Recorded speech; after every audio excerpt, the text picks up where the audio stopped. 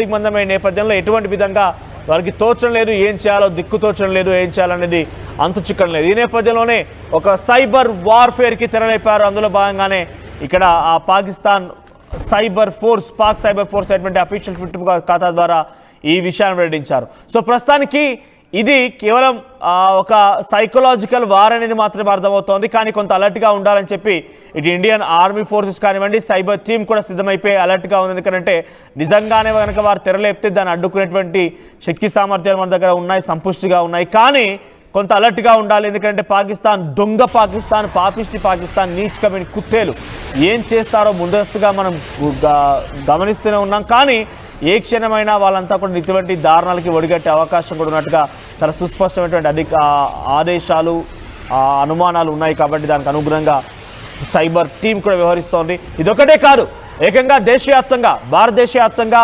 ఉగ్రదాడులకు తెరలేపాలనుకుంటే అటు ఆలోచనలు కూడా అటువైపు నుంచి పాకిస్తాన్ ప్లాన్ చేస్తున్నట్టుగా పక్కా మన నిఘా వర్గాలు అంచనా వేశాయి. మరి ముఖ్యంగా జైల్లో ఉన్నటువంటి వారిని విడిపించాలనేటువంటి ఒక తాపత్రయం, దురాలోచనతో పాకిస్తాన్ ఆర్మీకి సంబంధించిన వాళ్ళు కానివ్వండి, పాకిస్తాన్ లష్కర్ తోయిబా, మహమ్మదీ జైషీ ఇటువంటి సంబంధించినటువంటి ఆ ఉగ్రవాద సంస్థలు ఆ జైళ్లపైన కూడా దాడులకు తెరలేపి జైళ్లను కూడా ధ్వంసం చేసి అక్కడ వారు ఉన్నటువంటి దొంగలని, ఆ పాపిష్టి పాకిస్తాన్ కుక్కలని విడిపించేందుకు కూడా వాళ్ళంతా ప్రయత్నం చేస్తున్నట్టుగానే నిఘా వర్గాలు అంచనా వేశాయి. ఈ నేపథ్యంలో రాష్ట్రాల ప్రభుత్వాలను కూడా అలర్ట్ చేసే అవకాశం కనబడుతోంది. ఇప్పటికే దేశవ్యాప్తంగా ఒక హై అలర్ట్ జారీ చేశారు. పాకిస్తాన్లో ఎవరైనా కనుక ఉంటే వారిని గుర్తించండి, తిరిగి పంపించినట్టు రాష్ట్ర ప్రభుత్వాలకు ఆదేశాలు జారీ చేశారు. మరి ముఖ్యంగా మీ పైన కూడా ఒక బృహత్తర బాధ్యత ఉంది, మీ పైన కూడా ఒక బృహత్తర కర్తవ్యం ఉంది. సో మీరు కూడా మీ పక్కన ఎవరైనా కనుక స్లీపర్ సెల్స్ కానివ్వండి, అటాకర్స్ టీమ్ కానివ్వండి ఎవరైనా కనుక ఉంటే మీరు గమనిస్తే, మరి ముఖ్యంగా ముంబై, హైదరాబాద్ ఇంకా చాలా ప్రాంతాలు ఉన్నాయి. మన భారతదేశంలో ఎక్స్ట్రీమ్ జోన్స్గా గతంలో ఈ ఉగ్రవాదుల చర్యలకి దెబ్బతినటువంటి రాష్ట్రాలు ఉన్నాయి, దెబ్బతినటువంటి నగరాలు ఉన్నాయి. కాబట్టి ఆయా ప్రాంతాల్లో మరోసారి దెబ్బతీసే అవకాశం ఉంది, కొన్ని అలజడులు సృష్టించే అవకాశం ఉంది. కాబట్టి మీరు కూడా తెలుగువారిగా, తెలుగు ఛానల్గా మేము చెప్తున్నాం, ఇక్కడ తెలుగువారు ఉన్నా కూడా దయచేసి మీ తోటి వారితో కమ్యూనికేట్ అవ్వండి. సో మీకు కనుక ఏమైనా గుర్తించి ఉంటే, ఎవరైనా స్లీపర్ సెల్స్ అంటే స్లీపర్ సెల్స్ అనగానే వీళ్ళంతా కూడా అక్కడ వారికి మద్దతుగా ఉంటూ ఇక్కడ నుంచి సమాచారాన్ని గోప్యంగా పంపించేటువంటి కొంతమంది దుర్మార్గులు, దుష్టులు, పాపిష్టి పాకిస్తానీలు, అటువంటి వారు ఎవరైనా కనుక ఉన్నారు అని అనుమానం మీకు వచ్చినా, నిజంగా ఎవరైనా అటువంటి వారు మీ దగ్గర తిరుగుతున్నారని చెప్పేటువంటి అనుమానం వచ్చిన వెంటనే పోలీసులకు సమాచారం ఇవ్వండి. పహల్గామ్ ఉగ్రదాడి తర్వాత పాపిష్టి పాకిస్తాన్ మరింతగా తెగించింది, బరి తెగించి మాట్లాడుతోంది, చాలా బర్బాద్గా మాట్లాడుతోంది. ఎందుకు ఈ విషయాన్ని మాట్లాడుతున్నాం పదే పాకిస్తాన్ వ్యాఖ్యల గురించి అంటే, భారతీయుల ఆత్మస్థైర్యాన్ని, భారతీయుల మనోధైర్యాన్ని దెబ్బతీయడం లక్ష్యంగా వాళ్ళంతా పావులు కలుపుతున్నారు. మన పాకిస్తాన్ సంబంధించినటువంటి ఈ దుర్మార్గులు, దుస్తుల పైన ఎటువంటి విధంగా దెబ్బతీయాలని అటువంటి ఆలోచన అటు భారత ఆర్మీకి ఉంది. మన భారత ఆర్మీ కూడా చాలా సంపుష్టిగా అన్ని రకాలుగా సంసిద్ధంగా ఉంది. సో మన ఆర్మీ పైన మనకు చాలా పెద్ద ఎత్తున గౌరవం, మర్యాదలు, పూర్తి నమ్మకం కూడా ఉంది. కానీ మీరు ఈ విషయాన్ని పాకిస్తాన్కి సంబంధించిన వారు ఎవరైనా వెబ్సైట్ కానివ్వండి, పాకిస్తాన్ వార్తలు చూడండి, అక్కడి ఆర్మీ పైన ఏమాత్రం కూడా ప్రజలకి మద్దతు ఉండదు. అక్కడ ఆర్మీ పైన ఏమాత్రం కూడా ప్రజలకి నమ్మకం ఉండదు. అక్కడ ఆర్మీ అంటేనే ఒక దయ్యాలుగా, దుష్టులుగా, దుష్టశక్తులుగా వారిని చూస్తూ ఉంటారు. ఆర్మీ ఎప్పుడు చూసినా ప్రజల్ని తొక్కేయాలని ప్రయత్నం చేస్తుంది, కానీ అక్కడ ప్రజల్ని కాపాడాలనేటువంటి ప్రయత్నం ఎన్నడూ చేయరు. మన ఆర్మీ ఎప్పుడైనా ఎటువంటి సంఘటనైనా కూడా మీరు కూడా మాతో పాటు ఉండండి, మాతో పాటు యుద్ధం చేయాలని కానీ అటు ప్రభుత్వాలు కానీ, ప్రభుత్వంలో ప్రజాప్రతినిధులు కానీ, లేకపోతే ఆర్మీ పర్సన్స్ కానీ ఏ రోజైనా భారతీయులు అడిగారా? మన యొక్క నమ్మకం, మన స్థైర్యం అంతా కూడా మన ఆర్మీ. వాళ్ళు అవసరమైతే రొమ్ము చీల్చి ముందుకు వెళ్ళి యుద్ధం చేస్తారు, కానీ ఏ రోజు కూడా మనల్ని ఇబ్బంది పెట్టాలనో, మనల్ని కూడా యుద్ధానికి రమ్మని ఏ రోజు కూడా వారు కోరుకోరు. కానీ అక్కడ పాకిస్తాన్ ప్రజాప్రతినిధులు ఏమంటున్నారు తెలుసా?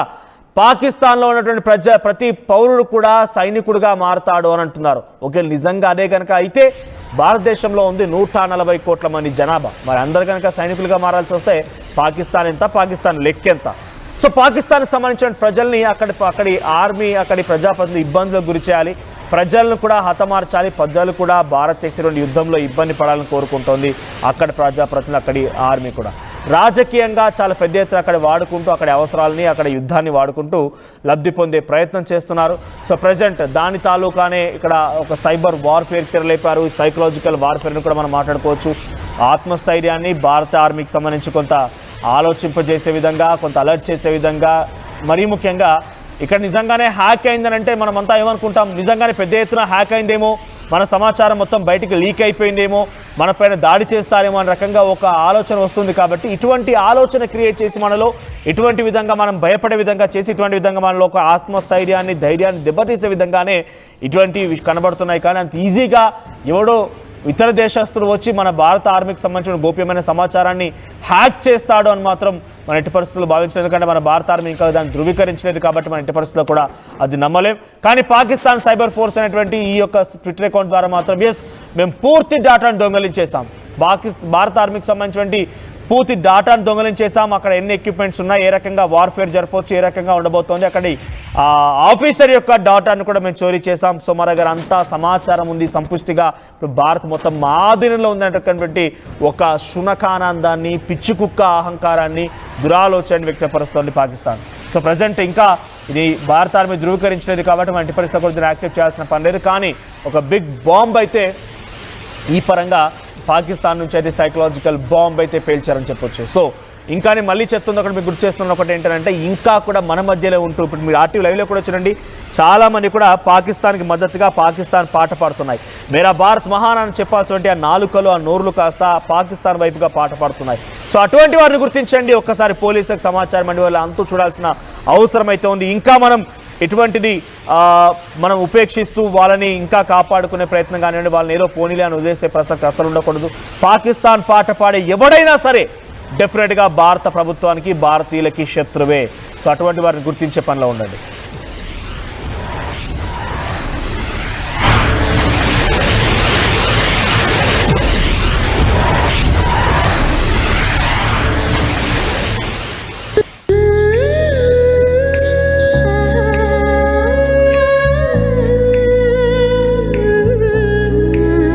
Gokulam Signature Jewels.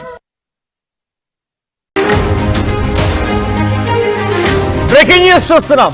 Pakistan India పైన మరొక బాంబ్ పేల్చింది. ఇప్పటికే అనేక రకాలుగా విన్యాసాలు చేస్తూ అనేక రకాలుగా ఎల్ఓసి వెంట దాడులకు తెరలేపుతున్నటువంటి పాకిస్తాన్ ఇప్పుడు ఏకంగా సైబర్ బాంబుని తెరలేపింది, సైబర్గా అటాక్ని మొదలుపెట్టింది. సో ప్రస్తుతం ఈ విషయాన్ని పాకిస్తాన్ సైబర్ ఫోర్స్ అనేటువంటి ఒక ట్విట్టర్ పేజీ ద్వారా వెల్లడించారు. దాన్ని మేము అఫీషియల్ పాకిస్తాన్ సైబర్ సంబంధించినటువంటి అకౌంట్గా ధృవీకరించడం లేదు. కానీ పాకిస్తాన్ నుంచి రన్ చేయబడుతున్నటువంటి ఒక ట్విట్టర్ అకౌంట్గా మాత్రం చాలా క్లియర్గా అర్థమవుతోంది. దాంట్లో అనేక రకాల విషయాలు పొందుపరచు. ఇక్కడ చూడండి హ్యాక్డ్ అని చెప్పి ఒకటి కనబడుతోంది. Your security is illusion.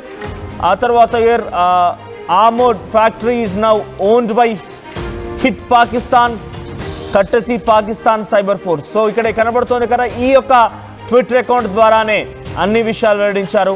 So సుమారుగా భారత్ ఆర్మీకి సంబంధించినటువంటి కీలకమైన డేటాని స్వాధీనపరుచుకున్నాం. అన్ని రకాల సమాచారం మా దగ్గర ఉంది. భారత్ గోప్యంగా ఉంచాల్సిన సమాచారాన్ని మొత్తం మేము చేజిక్కించుకున్నామని చెప్పి భారత్ పైన పాకిస్తాన్ సైబర్ ఫోర్స్ అయినటువంటి ట్విట్టర్ అకౌంట్ ద్వారా ఈ విషయం వెల్లడించారంటే పాకిస్తాన్ సైబర్ అటాక్ చేసినట్టు తెలుస్తోంది.